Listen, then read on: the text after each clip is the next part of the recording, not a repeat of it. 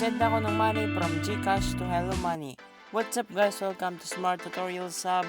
And for today's tutorial, ituturuan kayo kung paano mag-transfer ng pera from GCash to Hello Money this 2026. Madali lang po ang process. Pero bago tayo magsimula ay huwag kalimutang pindutin ng like, share, and subscribe.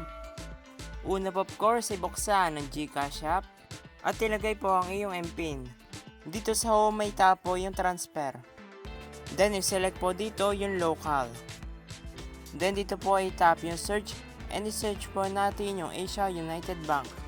And i-tap po natin itong Asia United Bank Corporation. Then dito po ay fill out lang po natin, ilagay po yung amount na i-send mo, yung account name, account number. Para po sa account number, ito po ay makikita sa may profile ng iyong Hello Money. And dito po ay pwede kang maglagay ng email address para may send yung receipt sa iyo. And meron po 15 pesos na fee per transaction. And i-double check and pag dalagay mo na po lahat ng info sa itap yung send money. Then dito po ay i-confirm na natin.